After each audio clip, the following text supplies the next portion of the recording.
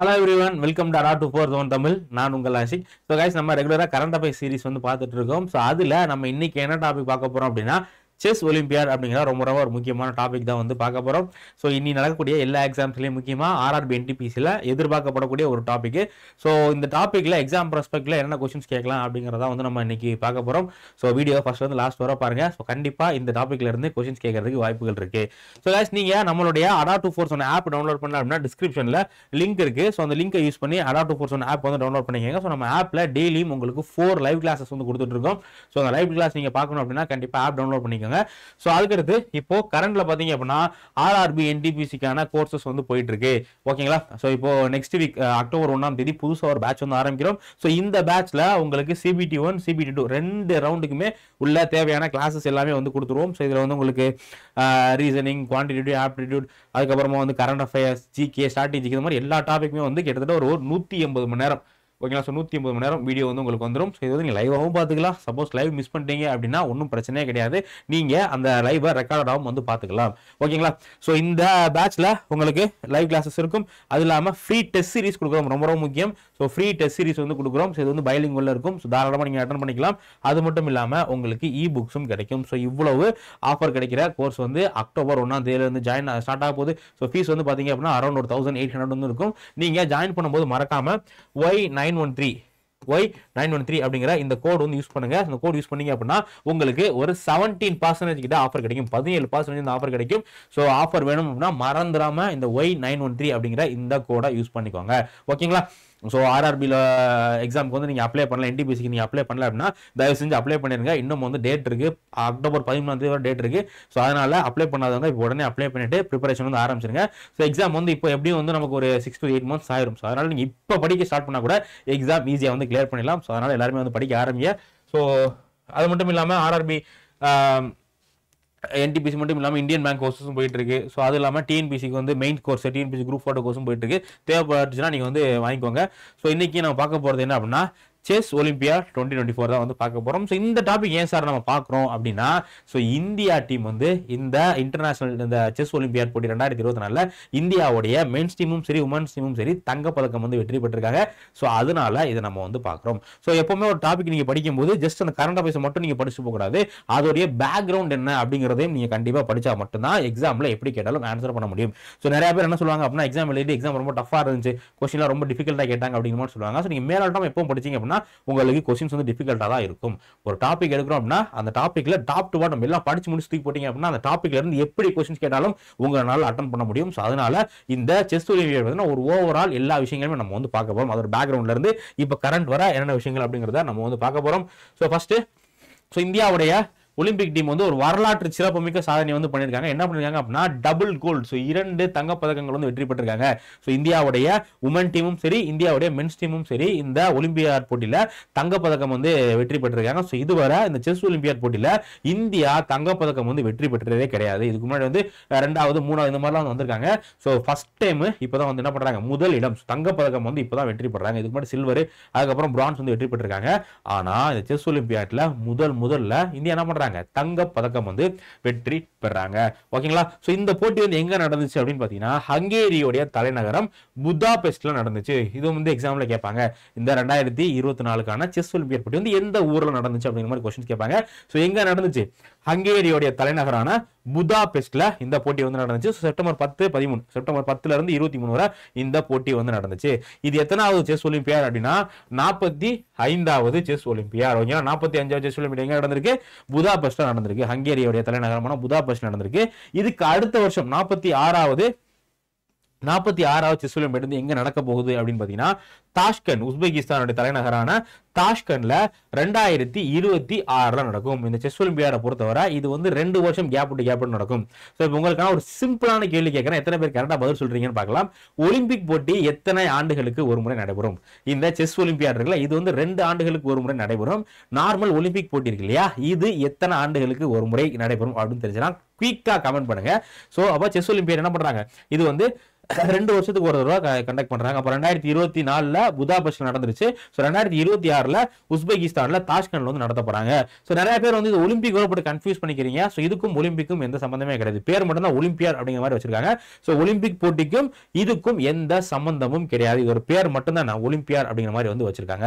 ஓகேங்களா? ஒலிம்பியாட் அப்படிங்கிற championship. So செஸ்ல உள்ள ஒரு மிகப்பெரிய சாம்பியன்ஷிப் போட்டி தான் என்ன அப்படின்னா இந்த செஸ் ஒலிம்பியாட் போட்டி. உங்களுக்கு இந்த செஸ் ஒலிம்பியாட்னு எங்கேயோ கேள்விப்பட்டிருக்கமே அப்படிங்கிற மாதிரி ஞாபகம் வரலாம்.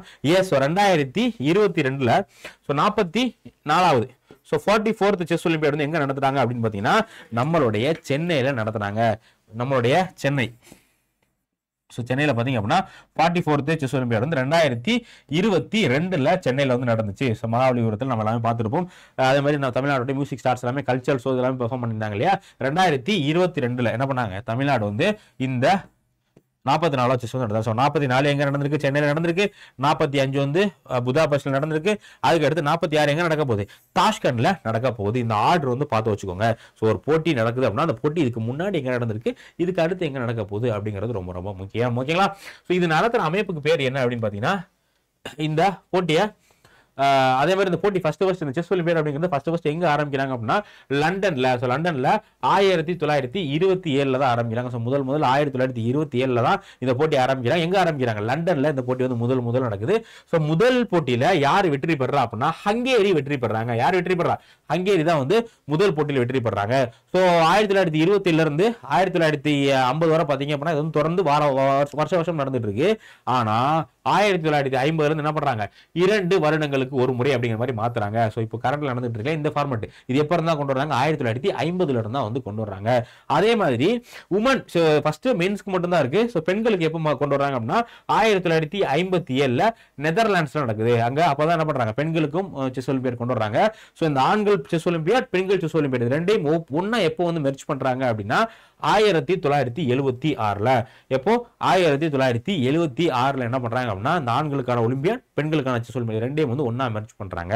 சோ இது இன்னொரு முக்கியமான விஷயம் என்ன அப்படின்னா 2020 2021ல கோவிட் வந்து நம்ம எல்லாத்துக்குமே தெரியும். சோ இந்த ஆண்டு பாத்தீங்க அப்படின்னா 2020 2021 சோ இந்த ஆண்டுக்கான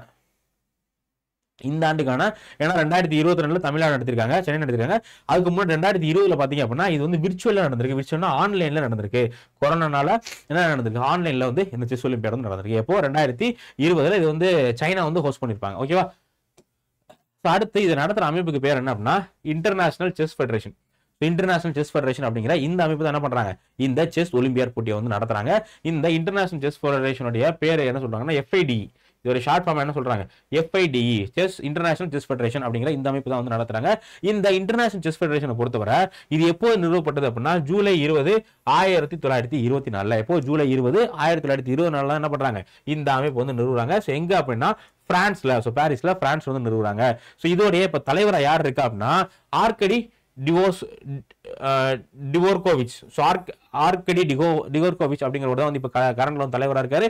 அதே மாதிரி இந்த இன்டர்நேஷனல் செஸ் ஃபெடரேஷனுடைய தலைமையகம் எங்க இருக்கு அப்படின்னா லெவர்ச், சுவிட்சர்லாந்துல வந்து லோசேன். ஸோ சுவிட்சர்லாந்துல லோசேன் அப்படிங்கிற இடத்துல தான் ஒரு தலைநகரம் இருக்கு. இதெல்லாம் முக்கியமான strategic GK question. So strategic ஜிகேல நீங்க என்ன படிப்பீங்க, முக்கியமான ஸ்போர்ட்ஸ் ஃபெடரேஷன்ஸ் எல்லாம் படிப்பீங்கல்ல.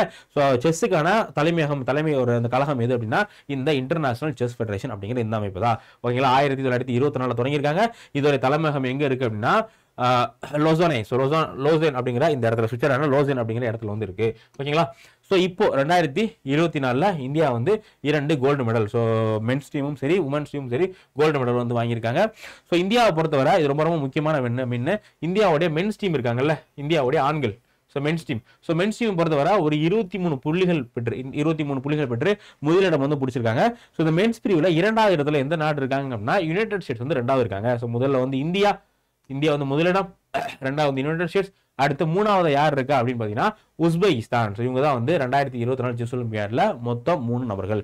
அதே இது உமன்ஸ் கேட்டகரியில ஃபர்ஸ்ட் வந்து இந்தியா இருக்காங்க, 2வது வந்து அசர்பைஜான் இருக்காங்க, அடுத்து 3வது வந்து கசகஸ்தான். ஓகேங்களா? சோ இந்த 3 நபர்கள் தான் வந்து இதுல வந்து இருக்காங்க. ஓகேவா? ஸோ அடுத்து இந்த இதில் இன்னும் சில போட்டிகள் நடந்திருக்கு. ஸோ அது என்னென்ன அப்படின்னு பார்த்தீங்கன்னா இந்த டீம் பற்றி நான் சொல்கிறேன்.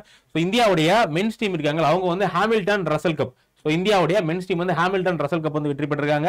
அதே மாதிரி உமன் டீம் பார்த்தீங்க அப்படின்னா வீரா மென்சிக் கப். ஸோ வீரா மென்சிக் கப் அப்படிங்கிற கப் வந்து உமன்ஸ் டீம். ஸோ யார் அப்படிங்கிறத மென்ஸ் டீம்ல யார் யார் இருந்தா உமன்ஸ் டீம்ல யார் யார் இருந்தா அப்படிங்கிறத நான் போட்டோ போட்டு காட்டுறேன். அப்பதான் உங்களுக்கு மைண்ட்ல கொஞ்சம் ரிஜிஸ்டர் ஆகும். ஸோ அப்போ மென்ஸ் என்ன பண்ணிருக்காங்க, ஹாமில்டன் ரசல் கப் அப்படிங்கிற கப் வந்து வெற்றி பெற்றிருக்காங்க. அதே மாதிரி உமன்ஸ் டீம் வந்து வீரா மென்சிக் கப் அப்படிங்கிற இந்த கப் வந்து வெற்றி பெற்றிருக்காங்க. ஓகேங்களா. ஸோ அதே மாதிரி இந்தியா வந்து இதில் ஜெயிச்சது மூலியமா கர்ப்பிர்த வர்ஷிவிலி கப் அப்படிங்கிற இந்த கப்பையும் வந்து இந்தியா ஜெயிச்சிருக்காங்க. ஓகேங்களா. ஸோ அடுத்து இதுல இந்தியாவுடைய இந்த 2024 செஸ் ஒலிம்பியா டீம்ல இருந்தவங்க எல்லாம் யார் அப்படின்னா மென்ஸ் டீம்ல வந்து அர்ஜுன் எர்காசி. ஸோ மென்ஸ் டீம்ல யார் யாரெல்லாம் இருந்தா அர்ஜுன் எர்காசி, அடுத்து தமிழ்நாட்டை சேர்ந்த பிரக்யானந்தா. ஸோ தமிழ்நாட்டை சேர்ந்த பிரக்யானந்தா, அதுக்கு அடுத்து குகேஷ். இவங்க 2 பேருமே தமிழ்நாடு. குகேஷ் அதுக்கப்புறமா பிரக்யானந்தா, இவங்க 2 பேருமே தமிழ்நாட்டுக்காரங்க. அதுக்கு அடுத்து வந்து விதித் குஜராத்தி, அடுத்து ஹரிகிருஷ்ணா. ஸோ ஓகேங்களா. ஸோ இவங்க 5 பேர். இந்த 5 பேர் தான் வந்து மென்ஸ் டீம். உங்களுக்கு இந்த பிளேயர்ஸ் கொடுத்து எப்படி கொஸ்டின் கேட்பாங்கன்னா ஒரு பர்டிகுலர் பிளேயரை கொடுத்துட்டு இவர் எந்த விளையாட்டுடன் தொடர்புடையவர், இவர் வந்து எந்த ஸ்போர்ட்ஸோட ரிலேட் ஆனவர் அப்படிங்கிற மாதிரி வந்து கொஸ்டின் கேட்பாங்க.